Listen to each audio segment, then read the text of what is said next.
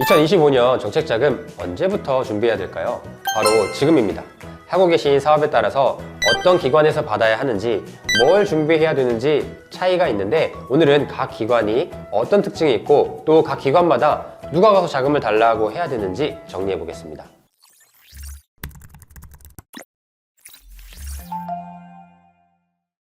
안녕하세요. 경영의 숫자까지 원탑 경영지도사 김경중입니다. 먼저 구독과 좋아요 부탁드립니다. 얼마 전에 제가 쇼츠로 혁신바우처 신청하시라고 말씀드렸는데 벌써 2025년도 정부 지원금 관련된 공고들이 뜨기 시작했어요. 실제로 올해 24년도 1월 첫째 주에 중진공이 오픈이 되었었는데 아마 많은 분들이 신청 못하고 넘어가셨을 거예요. 그럼 불상사를 막기 위해 지금부터 준비하셔야 됩니다. 매일경제 8월에 기사가 났는데 중기부에서 2025년도 예산안을 15.3조 원으로 편성을 했습니다. 소상공인에는 4.9조 원을 투입한다고 하죠. 25년도에는 혁신 성장 관련한 기업에 지원을 많이 해주고 또 글로벌화에도 적극적으로 지원을 하겠다고 합니다. 간단히 살펴볼까요? 내용을 보면 5대 중점 투자 분야 중심으로 예산을 편성했는데 첫 번째가 혁신 생태계 조성, 두 번째가 글로벌화 지원, 세 번째가 소상공인 지원, 네 번째가 지역 제조 혁신, 다섯 번째가 지속 가능한 성장입니다. 가장 예산이 많이 편성된 분야는 혁신 생태계 쪽인데 초격차 스타트업 500개 이상의 지원을 확대했고 글로벌화 지원을 위해서 수출 바우처도 1276억이나 편성을 했어요. 이런 내용들이 중요한 이유가 정책 자금을 받으려고 할 때 정부에서 미는 분야와 관련된 업종을 선택해야 되기 때문이에요. 제가 종이컵을 제조하는 제조업체 대표예요. 그럼 그냥 제조업 운영하고 있습니다 라고 하는 게 아니라 친환경 사업, 탄소 중립과 관련된 사업을 하고 있다 라고 스토리를 만들어서 가셔야 된다는 얘기예요.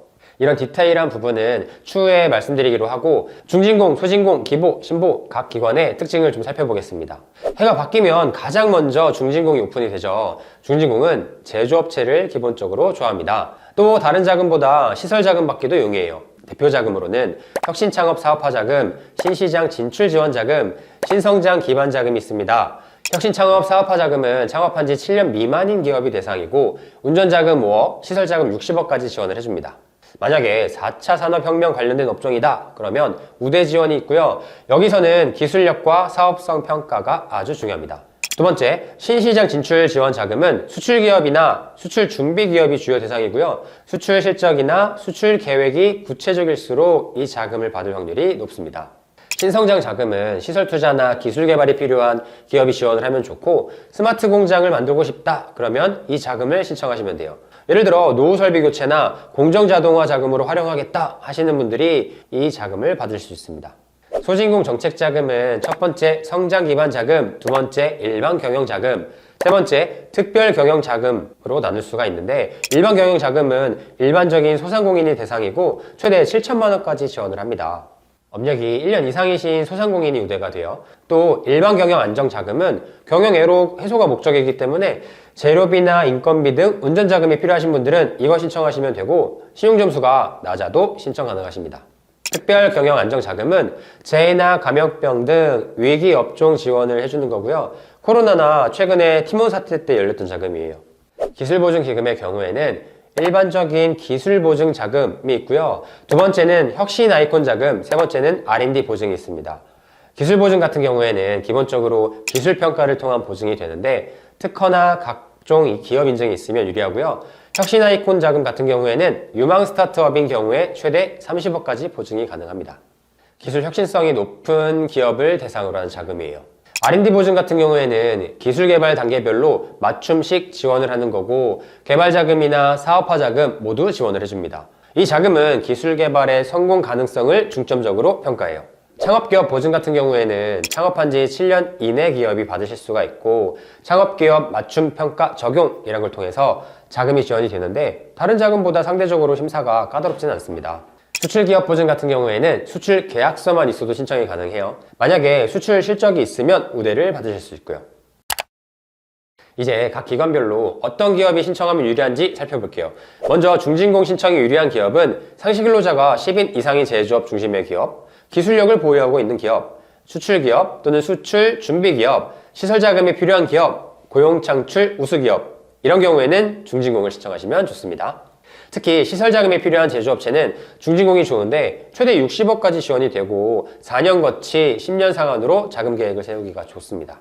기부에 신청하는 게 유리한 기업은 R&D 투자 기업이나 기술력 중심의 기업, 또 특허나 실용신안 등 지적재산권을 보유한 기업, 기업부설 연구소를 보유한 기업, 벤처기업이나 이노비즈 등 갖고 있는 기업이 신청하시면 좋습니다. 신보에 신청하는 게 좋은 기업은 일반 중소기업이나 재무상태가 양호한 기업, 또 신용등급이 중위권 이상인 기업, 담보력이 부족한 기업, 창업한 지 7년 이내 기업은 신보가 유리합니다. 소신공은 5인 미만의 서비스업이나 일반 소상공인이신 분들이 가면 되고요. 절차가 간단한 대신에 1억 이하의 자금이 필요하신 분들이 가면 됩니다. 이제 어떤 기관을 가든 꼭 준비를 하셔야 되는 3가지 말씀드릴게요. 첫 번째가 재무제표 관리, 두 번째가 기업인증 준비, 세 번째가 사업계획서 작성이에요. 보통은 12월 결산하시는 분들이 많기 때문에 이번 달, 다음 달 하면 결산을 보실 수가 있죠.